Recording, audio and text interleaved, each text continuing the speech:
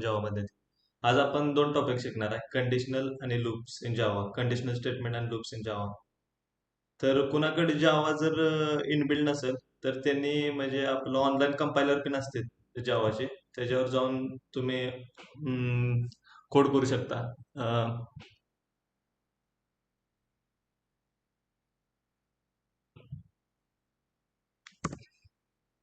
तर मी काल तुम्हाला स्ट्रक्चर सांगितलेलं की जावाचं स्ट्रक्चर कसं असतंय.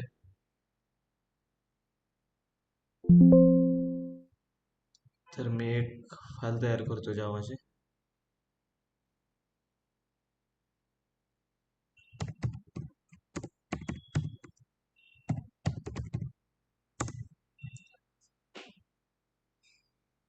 तर पब्लिक क्लास इंट्रो ही एंट्री पॉईंट असतो जावाचा.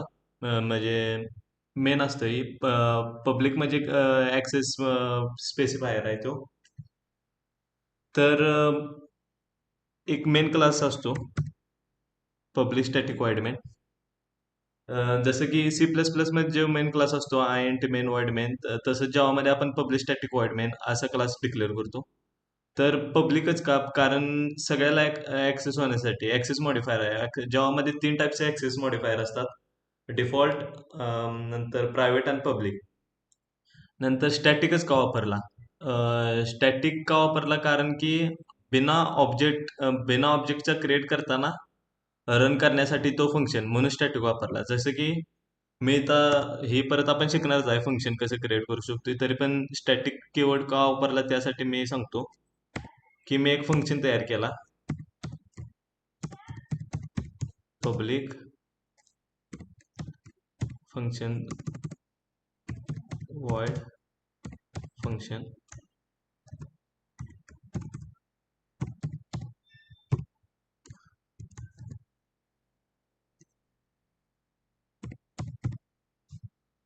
तर हा बिना स्टॅटिक कीवर्डचा फंक्शन आहे. तर मी ह्याला डायरेक्ट फंक्शन असा डायरेक्ट कॉल करू शकत नाही, कारण ह्या एरर देणार की इथं सांगितले static keyword refer non static method. ही नॉन स्टॅटिक मेथड आहे. जर मला याला स्टॅटिक करायचं असेल तर इथं मी सिम्पली स्टॅटिक कीवर्ड वापरणार, तर आता ही एरर देणार नाही आणि हा फंक्शन रन होणार. आपण पुढच्या परतच्या लेक्चरला शिकणार आहे फंक्शन कसं काय काय काय असतात, फंक्शन मेथड्स काय आहेत. तर समजा मी इथं जर स्टॅटिक न वापरला तरी पण मला हा कॉल करायचा आहे, तर आपण ह्याचा ऑब्जेक्ट क्रिएट करायला लागणार आपल्याला क्लासचा. त्याचा ऑब्जेक्ट क्रिएट करण्यासाठी आपण काय करतो, क्लासचं नाव, नंतर ऑब्जेक्टचं नाव इज इक्वल टू न्यू त्या ऑब्जेक्ट क्लासचं नाव. तर हा ऑब्जेक्ट ओबीजे इंट्रो, ह्या इंट्रो क्लासचा हा ओबीजे ऑब्जेक्ट क्रिएट झाला. तर त्यातला हा फंक म्हणून एक फंक्शन आहे फन, तर तो आपल्याला कॉल करायचा आहे. तर आपण काय करणार, ओबीजे डॉट फन म्हणून टाईप करून आता हा रन होईल. स्टॅटिक आणि ह्याचा कळाला तुम्हाला, स्टॅटिक कीवर्ड आपण काय यूज केला ते.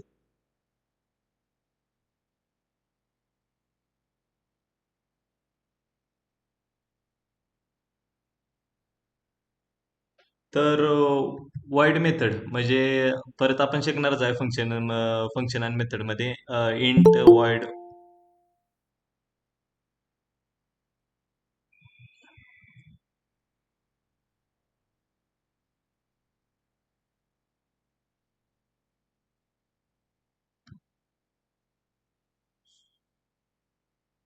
तर परत आपण फंक्शन आणि मेथड मध्ये शिकणार आहे इंट वॉइड मेथड काय असतं. इंट इंट म्हणजे ज्याला रिटर्न टाईप असतो, वॉइड मध्ये ज्याला रिटर्न टाईप नसतो.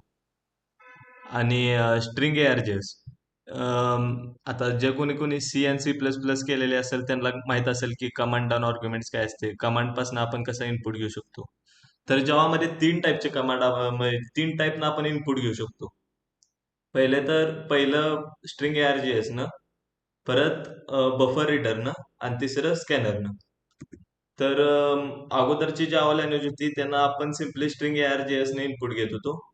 खरं त्यात नुसतं आपण स्ट्रिंगच्या फॉर्मॅटमध्ये इनपुट घेत होतो, म्हणून परत जावाला डेव्हलप करताना बफर रीडर क्लास आला. तर बफर रीडर मध्ये पण काहीतरी कमतरता होती म्हणून स्कॅनर क्लास आला. स्कॅनरला सिम्पली स्कॅनर पॅकेजेसमध्ये इथं आता एक इनपुट पॅकेज झाला तर JDK मध्ये इनबिल्ड लायब्ररी असते स्कॅनरची. तर ती स्कॅनर ESC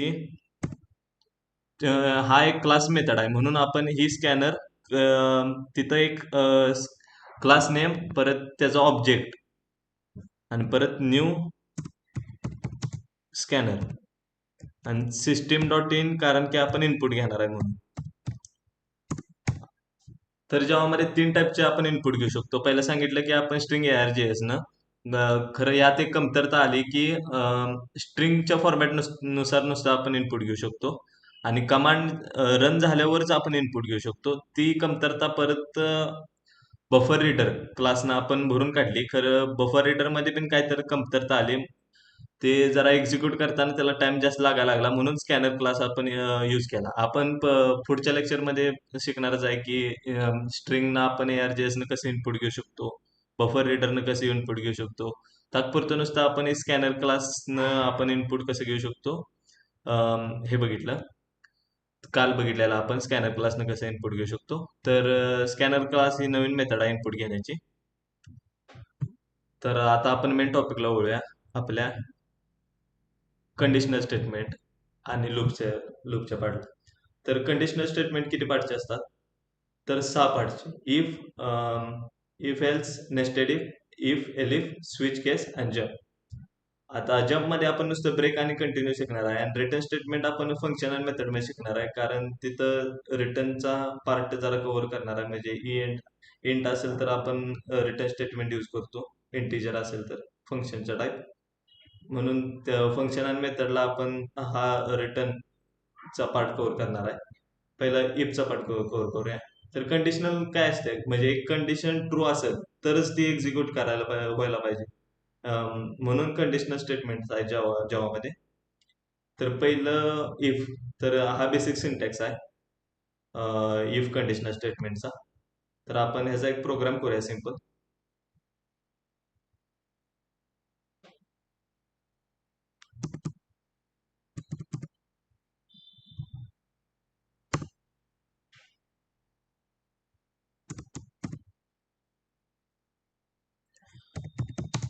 तर मी एक इंटिजर एज 20 टाईपची एक 20 घेतो, म्हणजे 20 एज. जर 20 असेल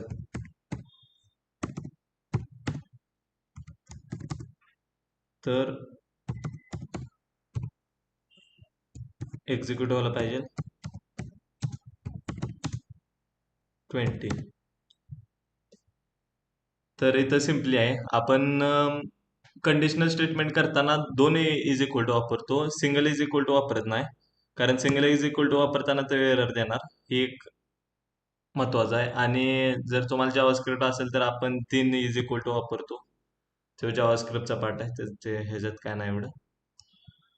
युआर 20, तर हे ट्रू होणार आहे युआर 20. आणि जर मी इथं चेंजेस केले, जसं की एज जर 0 दिली तर काहीच नाही एक्झिक्यूट होणार.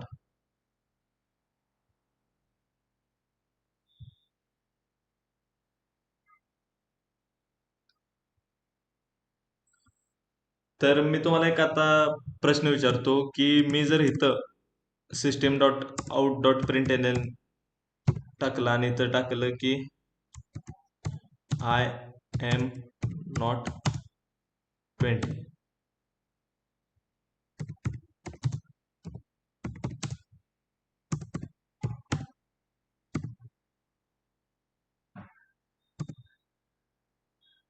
तर हे आय एम नॉट 20 एक्झिक्यूट होईल का नाही?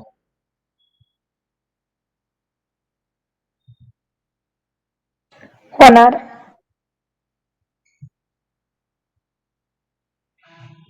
झालं. कारण की ही कंडिशनल फॉल्स झाली तर ही एक्झिक्यूट होणार. तरी इफ कंडिशनल झाले. आता इफ एल्स. इफ एल्सचा सिंटॅक्स सोपा आहे. नुसतं इफ जी जर कंडिशन नाही एक्झिक्यूट झाली तर एल्स कंडिशन. सिंपल काय आहे,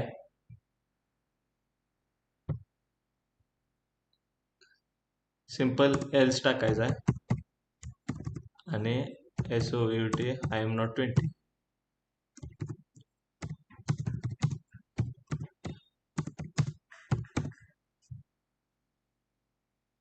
इफ एल्सचा हा पार्ट.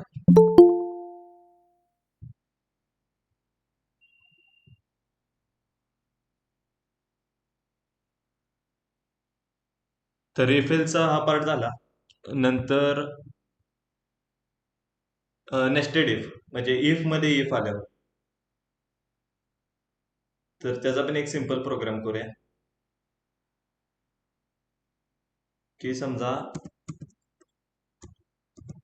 एज जर 20 असेल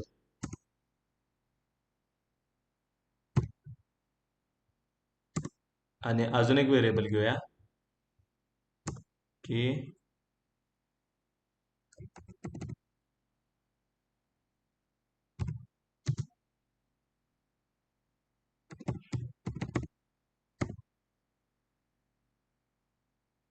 जर आपण बॉय घेऊया.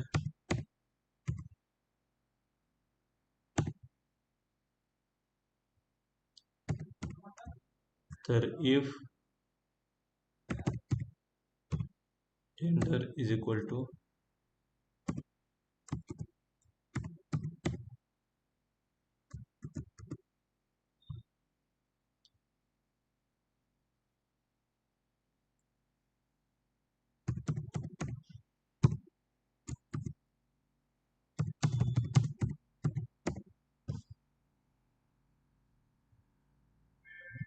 तर ह्यात इफ मध्ये इफ आहे. जर पहिलं ही चेक करणार की एज जर 20 असेल तरच मग आत जाणार आणि चेक करणार की जेंडर जर बॉय असेल तर आय एम बॉय. जर मी इथं जर 10 जर केलं तर एक पेन एक्झिक्यूट होणार नाही कारण इफ मध्ये इफ आहे.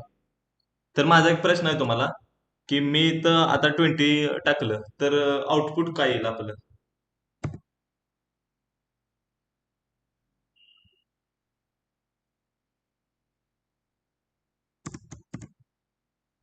त्या कोडचं आउटपुट काय येईल आपल्या. तरी तुम्ही गेस करू शकता काय.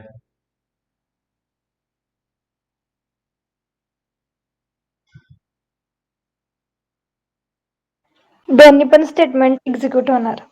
दोन्ही पण. तर बरोबर आहे, दोन्ही पण स्टेटमेंट एक्झिक्यूट होणार. आणि जर मी इथं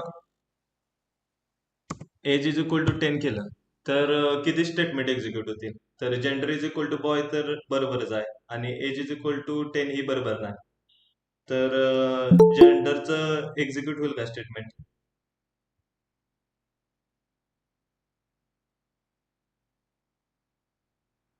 म्हणजे इथं एज इज इक्वल टू 10 केले मी अगोदर. म्हणजे एज 20 आहे खरं हे स्टेटमेंट एक्झिक्यूट होणार नाही खरं हे स्टेटमेंट बरोबर आहे. तर मग दोन्ही पण स्टेटमेंट एक्झिक्यूट होणार का दोन्ही पण स्टेटमेंट एक्झिक्यूट नाही होणार का फक्त जेंडरचं स्टेटमेंट एक्झिक्यूट होणार. दोन्ही पण होणार नाहीत. बरोबर आहे कारण पहिल्यांदा इफ स्टेटमेंट मध्ये जर गेलं नाही ह्याच्यात तर ह्या इफ मध्ये जाण्याचे चान्सेस कमीच आहे. तर दोन्ही पण स्टेटमेंट एक्झिक्यूट नाही होणार, ब्लँक येणार. ब्लँक आलं. जर समजा मी इथं टाकलं की एज इज इक्वल 20 आणि बॉयच्या ठिकाणी मी एम्प्टी टाकलं तर किती स्टेटमेंट एक्झिक्यूट होतील. म्हणजे दोन्ही पण होतील का एकच होईल. एक. कुठलं होईल. You are 20. तर बरोबर आहे, युअर 20 हे स्टेटमेंट एक्झिक्यूट होईल कारण ही नेस्टेड आहे. पहिल्यांदा ह्याच्यात जाणार परत मग ह्याच्यात चेक करणार. तर आपला नेस्टेडचा पार्ट कव्हर झाला, नेस्टेड इफचा. तर इफ एलिफ आणि एल्स.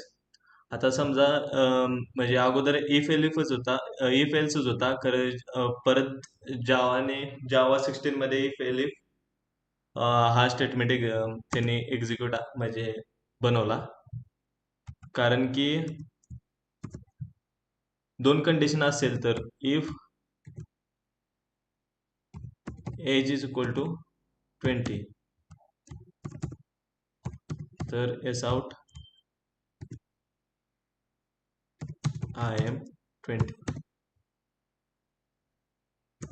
आणि एल्स इफ एल्स ला एक हे आहे इथं जर आपल्याला कंपल्सरी कंडिशन द्यायला लागते. एल्सला काय असते, एल्सला बिना कंडिशनचं असते, कारण जर इफचा पार्ट जर नाही एक्झिक्यूट झाला तर एलचा पार्ट एक्झिक्यूट होतो. तर इथं आपल्याला जर नाही दिलं तर हे एरर देणार आपल्याला इथं. तर इथं सांगितलेलं आहे सिंटॅक्स एरर. सिंटॅक्स एरर का, कारण आपल्याला इथे एक कंडिशन द्यायला लागेल. कंडिशन कुठली पण देऊ शकता, जसे की एज जर मोठी आहे 10 पेक्षा तर एस आउट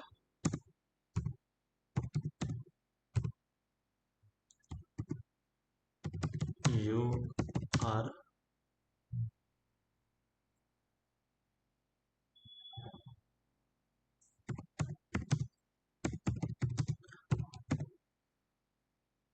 आणि एल्स मध्ये आपण सिम्पली काय देऊ शकतो की स्मॉल दॅन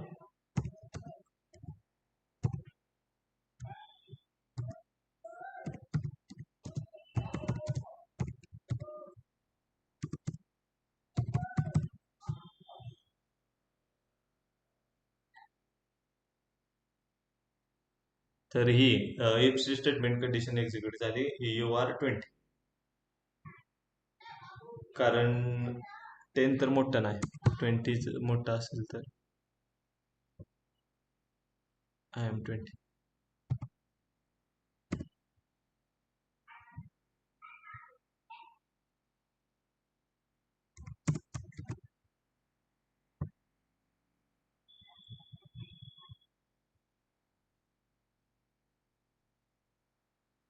तर आपण ह्याला इनपुट घेऊन कसं करू शकतो प्रोग्राम, म्हणजे आता समजा इफ एज इज इक्वल 20 तर हे 20 एक्झिक्यूट झालं, तर परत एलसीफ मध्ये चेक केलं तर age is equal to smaller than is equal to 20 नाही, कारण 20 आहे इज इक्वल टू, म्हणून हे पण एक्झिक्यूट नाही होणार. You are big than 20. And else मध्ये इफ स्टेटमेंट एक्झिक्यूट झालं तर एल्स स्टेटमेंट एक्झिक्यूट होणार नाही. तर ह्याला आपण स्कॅनर क्लासने कसं करू शकतो, म्हणजे स्वतः इनपुट घेऊन कसं करू शकतो युजरकडनं. तर स्कॅनर एस सी स्कॅनरचा object new scanner system dot in. तर सिम्पली काय करायचं, इंटिजर आहे ना, इंटिजर आहे तर आपण इनपुट घ्यायचं आपल्याला युजरकडनं. तर इंटिजर म्हणून डिक्लेअर करायचं एजला, age is equal to S C. S C म्हणजे स्कॅनरचा ऑब्जेक्ट बनवलेला, आणि परत आपल्याला डॉट टाकायचा की, आणि परत डॉट टाकल्यावर आपल्याला ऑप्शन येते next line, next, next I N T, परत नेक्स्ट आय एन टी, हे ऑप्शन्स येतात. तर नेक्स्ट म्हणजे स्ट्रिंगला यूज करतो आपण, नेक्स्ट आय एन टी म्हणजे इंटिजरला, परत नेक्स्ट बाईटला, परत इथं ऑप्शन्स आहेत काय काय, next byte, next short, data types आहेत काल शिकवलेले त्यातले डाटा टाइप्स. तर हे आपण नेक्स्ट इंटला यूज करणार आहे, म्हणून नेक्स्ट इंट. तर हा रन केला की आपल्याकडे इनपुट मागणार अगोदर. इनपुटला मी 10 दिलं, तर यू आर बिग दॅन 20, 10 दिलं. इथं स्मॉलर दॅन पाहिलं होता प्रोग्राम,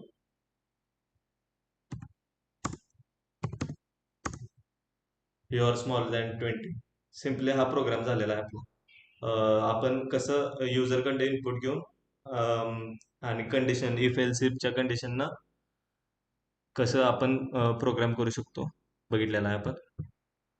तर इफ एल्स झाल्यानंतर स्विच स्विच केस, तर हा मेन आहे. म्हणजे इंटरव्ह्यू टायमाला तर ह्याच्यावर एक प्रश्न विचारलेला की, तो पुढे सांगतो मी तुम्हाला काय प्रश्न विचारलेला. ह्याचा सिंटॅक्स काय आहे, स्विच आणि एक्सप्रेशन आणि केसेस, केसेस त्याची व्हॅल्यू द्यायची, आणि स्टेटमेंट आणि ब्रेक. तर मी हा इथलंच कॉपी करतो, टाइम वेस्ट म्हणजे घालवत नाही लय ह्याच्यात.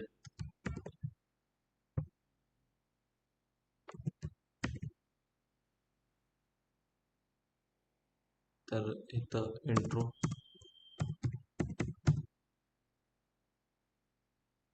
पब्लिक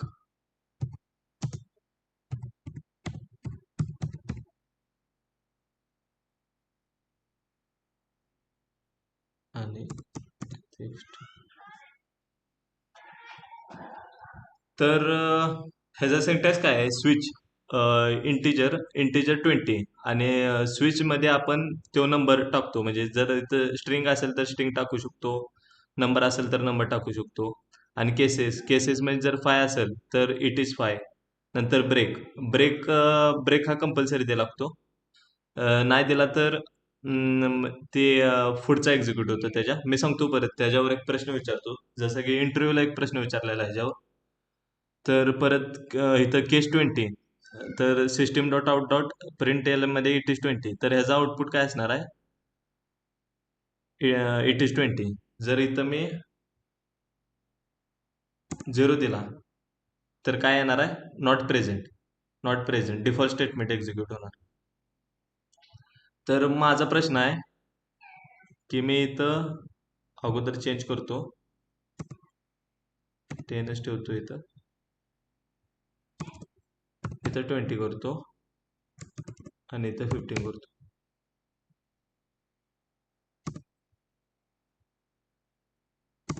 तर मी आता दोन ब्रेक स्टेटमेंट काढलेले आहेत स्विच मधले. हा इंटरव्ह्यूला प्रश्न विचारलेला. तर ह्याचा आउटपुट काय येईल? तुम्हाला काय वाटतं ह्याचा आउटपुट काय येईल? एरर देईल का काहीतरी आउटपुट येईल याचा?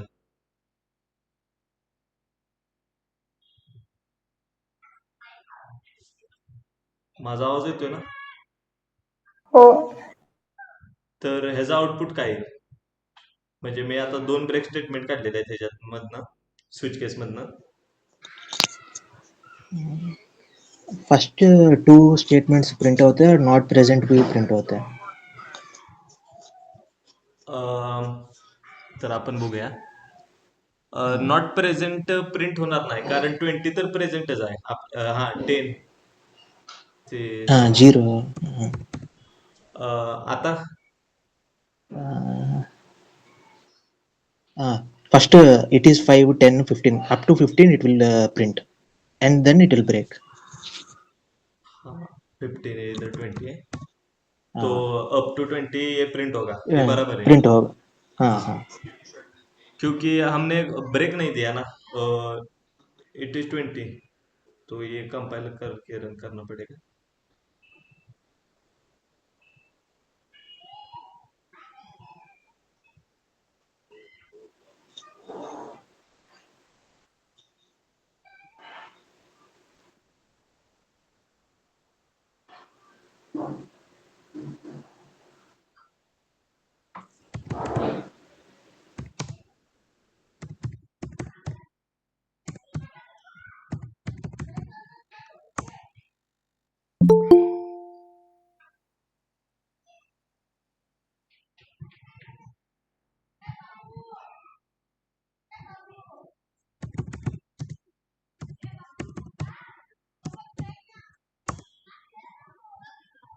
तो इसमें क्या गलत हो गया?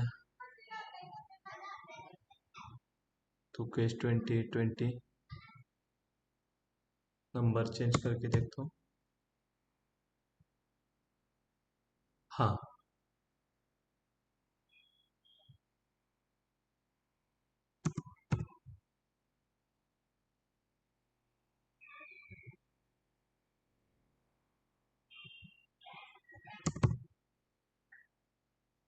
तो इधर देखो, इधर ब्रेक स्टेटमेंट नहीं दिया तो ये एग्जीक्यूट होगा. जैसे कि 10 और 20 ब्रेक नहीं है, तो 10 और 20, तो मैं इधर ब्रेक देता हूँ तो ये उधर स्टॉप होगा.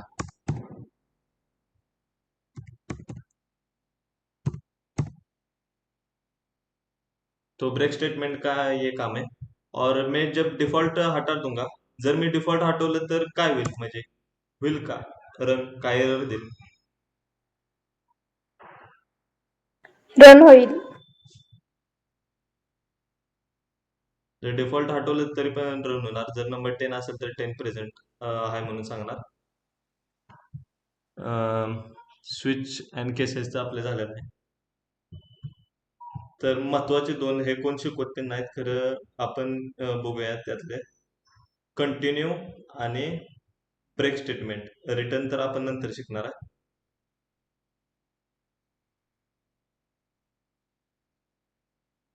कंटिन्यू आणि ब्रेक स्टेटमेंटला फोर लूपची गरज लागणार. फोर लूप आपण पुढच्या ह्याच्यात शिकणारच आहे, तरी पण कंटिन्यू आणि ब्रेक स्टेटमेंट शिकण्यासाठी आपण यूज करूया फोर लूप.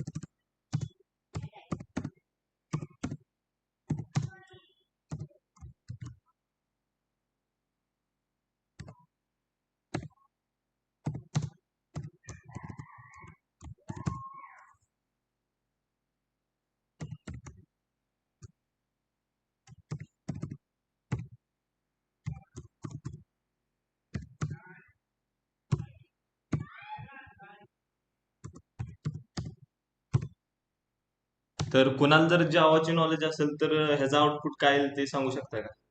मी आता जो प्रोग्राम केलाय त्याचा.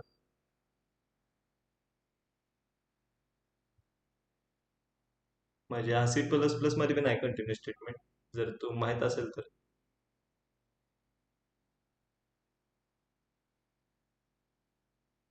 सिम्पल सांगू शकता, चुकलं तर चालेल, काय नाही एवढं.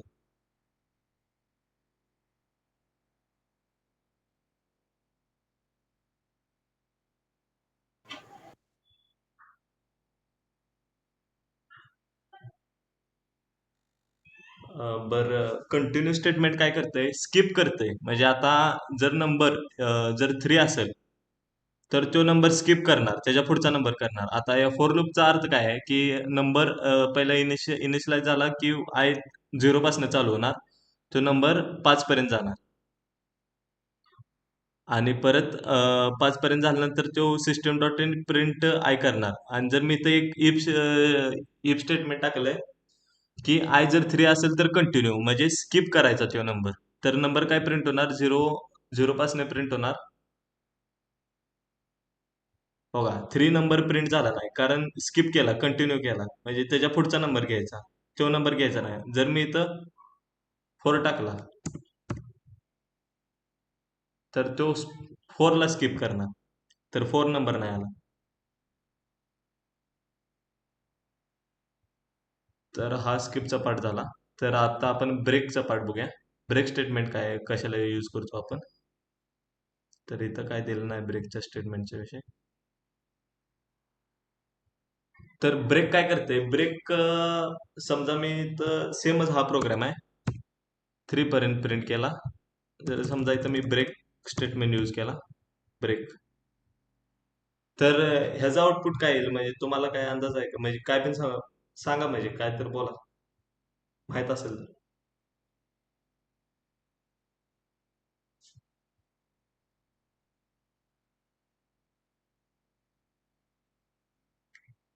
तर ब्रेक स्टेटमेंट काय करते, समजा नंबर 0 पासून चालू आहे, तर तो चेक करणार आय 3 आहे का नाही.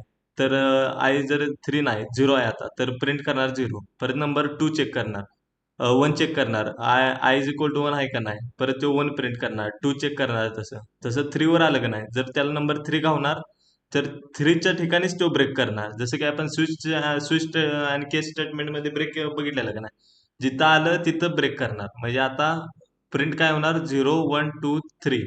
3 नाही प्रिंट होणार, 0 1 2 एवढंच प्रिंट होणार,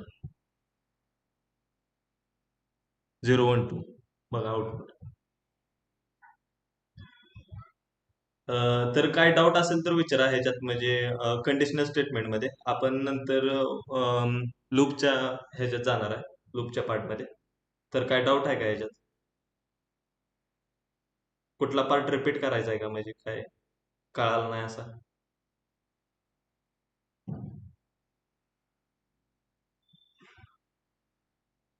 तर मी स्टार्ट करू का लूपचा पार्ट.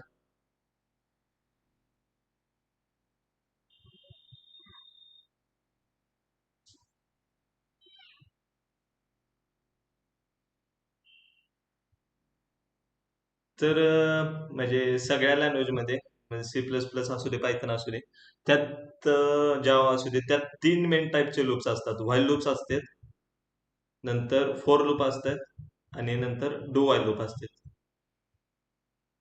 तर लूप का आले, जर समजा एक प्रोग्राम आहे, जर मला आहे का नाही माझं नाव 5दा प्रिंट करायचं असेल,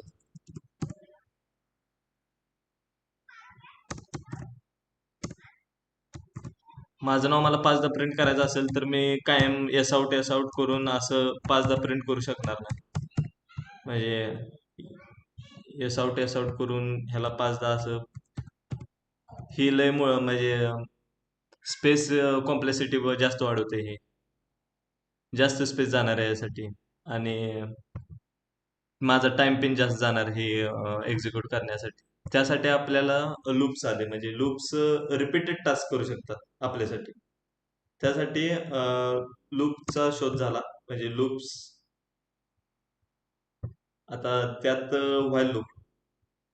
तर लूप म्हणजे समजा फॉर लूप आहे आणि व्हाईल लूप आहे. तर व्हाईल लूप का आला, फॉर लूप होता तर त्यांचं त्यांचं काहीतरी काम आहे. आपण पुढे आपल्याला कळेल की आपण व्हाईल लूप इथं काय यूज करतो. जर समजा आपल्याला, म्हणजे एक एक्झाम्पल देतो, पॅटर्न जर स्टारचा प्रिंट करायचा असेल तर आपण फोर लूप यूज करतो, व्हाईल लूप न यूज करता. समजा आपल्याला जर एक मॅट्रिक्स 2D मॅट्रिक्स असेल तर तो यूज करायचा असेल तर फोर लूप आपण यूज करतो, व्हाईल लूप त्यात यूज करत नाही. तर आपण व्हाईल लूपच्या पार्टमध्ये बघूया. हा सिंटॅक्स आहे व्हाईल आणि बुलियन कंडिशन, म्हणजे ट्रू ऑर फॉल्स चेक करते नुसतं. बुलियन कंडिशन म्हणजे ट्रू ऑर फॉल्स. तो म्हणजे ट्रू आहे का स्टेटमेंट का फॉल्स आहे. जर ट्रू असेल तरच एक्झिक्यूट करणार आणि फॉल्स असेल तर नाही एक्झिक्यूट करणार. तर सिंपल आपण एक व्हाईल लूपचं एक्झाम्पल घेऊया. इथे दिलेलंच आहे व्हाईल लूपचं एक्झाम्पल.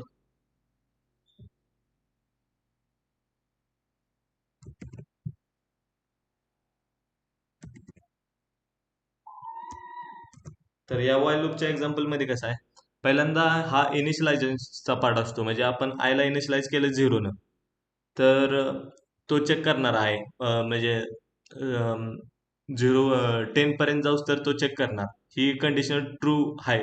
ट्रू जोपर्यंत आहे तोपर्यंत व्हाईलचा स्टेटमेंट एक्झिक्यूट होणार. आणि आय प्लस प्लस म्हणजे आयची व्हॅल्यू वाढत जाणार. पहिल्यांदा 0 आहे तर system dot out dot print L N I, तर 0 प्रिंट होणार.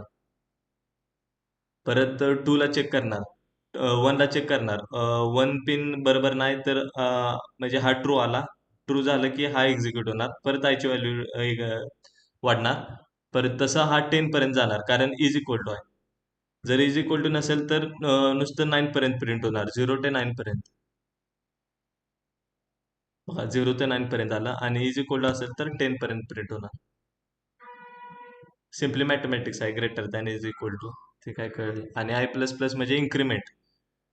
इन्क्रीमेंट. आणि जर समजा आपल्याला उलटा करायचा असेल तोच प्रोग्राम, 10 घ्या इथं आणि आयची व्हॅल्यू स्मॉलर करा. आणि हे डिक्रीमेंट. प्री इन्क्रीमेंट आणि पोस्ट इन्क्रीमेंट ते आपण पुढे बघणारच आहे. काय काय प्री इन्क्रीमेंट काय असते, पोस्ट इन्क्रीमेंट काय असते, त्यात अजून लय पार्ट आहे. शिफ्ट मेथड आहे. तर 10 हा इथं 0 यायला पाहिजे. तर सिंपल उलटा प्रिंट झालं, उलटा नंबर प्रिंट झाले 9 ते 10 पर्यंत. रिव्हर्स करायचं असेल तरी पण जर रिव्हर्सचा प्रोग्राम असेल तर आपण व्हाईल लूपचा यूज करतो. तो आपण बघणारच आहे पुढे डीएसए पार्टमध्ये, की how to reverse a number, palindrome हाय का नाही चेक करायचं. ते लॉजिक पण आपल्याला डेव्हलप करत आहे त्यासाठी. तर फॉर लूप काय आहे, फॉर लूपचा हा बेसिक सिंटॅक्स आहे. फॉर, परत इनिशियलायझिंग कंडिशन. जसं की आपण व्हायला अगोदर इथं इनिशियलाइज करत होतो i is equal to 10. For लूपला आपण कुठे इनिशियलाइज करतो, इथं आतच त्याच्या ब्रॅकेटमध्येच initializing condition, testing condition. Testing condition म्हणजे ट्रू आहे का नाही. जसं की आपण टेस्टिंग कंडिशन इथं चेक करत होतो की ट्रू ट्रू ऑर फॉल्स. जर ट्रू असेल तर एक्झिक्यूट होणार आणि फॉल्स असेल तर एक्झिक्यूट नाही होणार. फॉर लूप मध्ये आतच त्या लूप मध्येच ज्या ब्रॅकेट मध्येच कंडिशनल चेक करतो. आणि इन्क्रीमेंट आणि डिक्रीमेंट फॉर लूप आतच होतं, तर व्हाईल लूप मध्ये कसं ह्याच्या आत होतं, i plus plus i minus मायनसचा. तर सिम्पली आपण हा पण बघूया पार्ट फॉर लूपचा.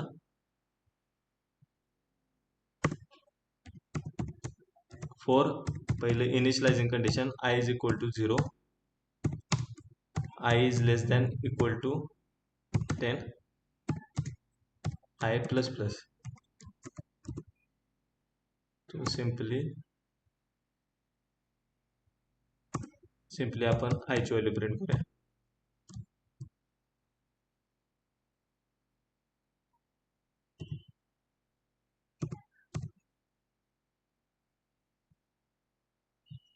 तर I0 1 2 3 4 5 इथंपर्यंत एक्झिक्यूट झाला. आता समजा रिव्हर्स करायचं असेल तर इथं आपण काय करणार, 10 करणार आणि इथं स्मॉलर दॅन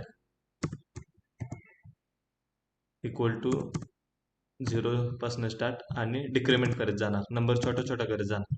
जसं की पहिल्यांदा 10 आहे का चेक करणार, तर 10 तर 0 पेक्षा मोठा आहे तर एक्झिक्यूट होणार स्टेटमेंट. परत आयची व्हॅल्यू मायनस मायनस होणार, आयची व्हॅल्यू 9 झाली की 9ला चेक करणार. परत 9 मायनस होणार 8 होणार आणि इथं 9 प्रिंट होणार. सेम तसं तसं करून करून हा 0 पर्यंत येणार. परत 0 पिन इज इक्वल टू 0 आहे, 0 पिन एक्झिक्यूट होणार. परत -1 होणार 0चं, खरं -1 इज नॉट इक्वल टू 0 आहे. आणि तो छोटा आहे ह्याच्यापेक्षा, तर तो एक्झिक्यूट नाही होणार आणि उलटा नंबर प्रिंट होणार 10 9 8 7 6 5 पर्यंत. आणि परत डू वाईल. आता डू वाईल व्हाईल होतं तर डू वाईलचा यूज आपण का करतो, डू वाईल डू वाईल तर डू वाईलचा यूज म्हणजे असं इंटरव्ह्यूला प्रश्न विचारलेला की वाईल होतं तर डू वाईलचा यूज का करतो आपण. डू वाईलचा यूज अशासाठी करतो की एकदा तो स्टेटमेंट एक्झिक्यूट व्हायला पाहिजे. म्हणजे व्हाईल मध्ये कसं असतंय, जर कंडिशन ट्रू असेल तरच एक्झिक्यूट होतं एक स्टेटमेंट सगळे. डू व्हाईल काय करतं, एकदा का नाही एकदा कंडिशन बघतं, एक वेळा तर स्टेटमेंट तो एक्झिक्यूट होतोच. जसं की आता हेच एक्झाम्पल घेऊया आपण, त्यानं कळेल तुम्हाला. प्रॅक्टिकल केल्याशिवाय ते कळत नाही. तर तर समजा मी इथं 20 दिलं, तर 20 तर ही कंडिशन सॅटिस्फाय करत नाही. तर मला सांगा ह्याचं आउटपुट काय आहे.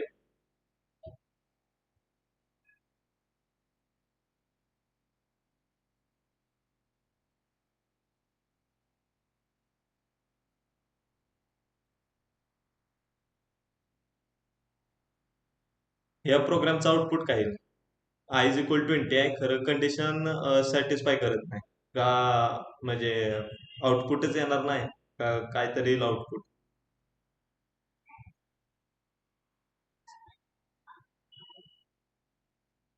20. हम्म, बरोबर आहे. कारण एक तर डुवालची एक तर स्टेटमेंट एक्झिक्यूट होतोच, तर आउटपुट 20 येणार त्याचा.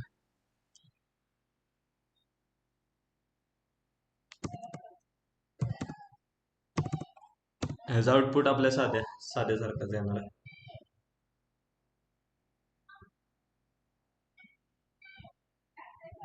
तर आजचं आपलं सेशन झालेलं आहे. तर आज आपण कंडिशनल स्टेटमेंट्स आणि लूपचा पार्ट कव्हर केलेला आहे. उद्या आपण फंक्शन आणि मेथड आणि टाइम कॉम्प्लेक्सिटी आणि स्पेस कॉम्प्लेक्सिटी बघूया. फंक्शन आणि मेथड मध्ये काय डिफरन्स असते की फंक्शन आपण स्वतः डिक्लेअर करतो, मेथड इनबिल्ड मेथड्स असते. तर ते पण आपण बघणार आहे. स्ट्रिंगचे मेथड्स बघणार आहे, स्ट्रिंगचे मेथड्स काय काय आहे ते पण उद्या बघणार आहे आपण. महत्वाचे असतात स्ट्रिंगचे मेथड्स. म्हणजे मी जेव्हा BCAचा ही BMCचा आम्हाला कोडिंग राऊंड होता, त्यावेळी आम्हाला स्ट्रिंगच्या मेथडवरती एक कोडिंगचा प्रश्न विचारलेला. तो सोपा होता, म्हणून लय पण डीप मध्ये जायचं नाही, कारण लय काय डीप मध्ये पण विचारत नाहीत कंपन्या. ज्या काय 10 म्हणजे 5 लाखापर्यंत असतात का नाही, त्या फक्त ॲरे पर्यंत विचारतात आणि त्याच्या पुढच्या असतात का नाही त्या आपल्याला लिंक लिस्ट. 10 लाखापर्यंत असते त्या लिंक लिस्ट टॅग क्यू इथपर्यंत विचारतात, बॅक ट्रॅकिंग रिकर्शन. आणि ज्या काय 15 लाख 20 लाखाच्या असतात का नाही त्या परत ग्राफ, ट्री, परत ग्रेडी अल्गोरिदम असले प्रश्न विचारते. तर आपण हे सगळ्या पार्ट कव्हर करणार आहे. तर आजचा सेशन झाला. कोणाला काय डाऊट असेल तर बोला, म्हणजे काय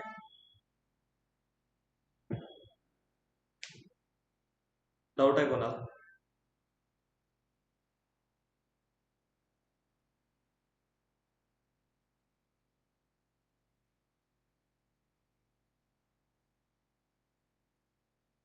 कोणाला अजून कोणाला काय डाऊट आहे का.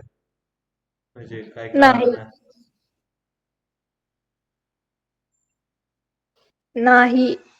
चालतंय. स्टॉप करूया का आपण? हा.